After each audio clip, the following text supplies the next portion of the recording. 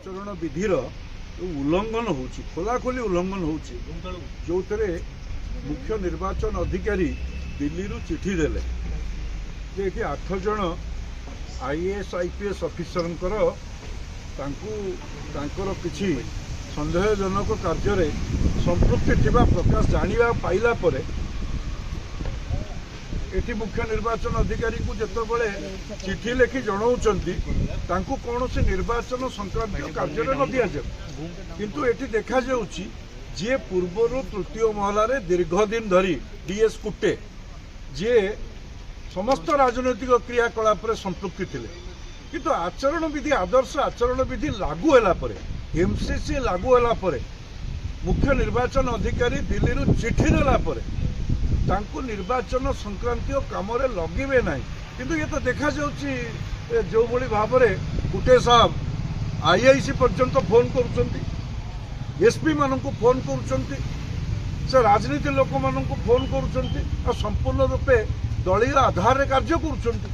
ये तो आमे समस्ते ओडिशार लोक बिजु जनता दलर लोक से माने जानुथिले एठी तांको गुमास्ता नियोजित करिसंती से कथा मध्ये जानुथिले समस्ते एठी जो भली भाव में एमसीसी रो उल्लंघन होउछि आज आमे से विषय रे जणैछु एवं तांकर दाबी जणैछु तांकर मोबाइल फोन को सीज करा जाऊ जतोटी मोबाइल व्यवहार करुछंती तांको सीडीआर को एग्जामिन करा जाऊ एवं से कहा सहित कथा होउछंती ए विषय रे समग्र 4.5 कोटी ओडिशावासी जानंतु एवं तांको ऊपर दृढ़ कार्यानुष्ठान ग्रहण करू ए संक्रांत दाबी देइछु आउ गोटे दाबी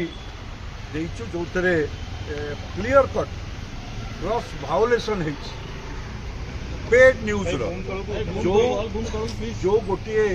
संस्था जे 2 दिन तले एक सर्वपुरातन खबर कागज पुस्ता मंडन कर जो 66% 66% लोक नवीन बाबू को मुख्यमंत्री करने चाहते जो थार जार जो एजेंसी जे जुएल ऑफ कौन ओडिशा पुरसा जहाँ कौन अच्छी सी केते सर्वे आगुरी कर भाव से सर्वे संस्थार कौन आगुरी पूर्वर कौ सब सर्वे से करी सर्वजनीन करिसंती लोक जानिचंती एभली अनामधेय संस्था को पेड न्यूज भाव में ये खबर प्रकाश पाइबा ये मध्य आदर्श आचरण विधिर घोर उल्लंघन ये जो उल्लंघन है आमे कार्यानुष्ठान पाई मुख्य निर्वाचन अधिकारी को जनईचु आम आशा करुचु निश्चित रूपे ए दिगरे राज्य रे फ्री एंड फेयर इलेक्शन हो पार जदि दृष्टान्तमूलक कार्यानुष्ठान ग्रहण करी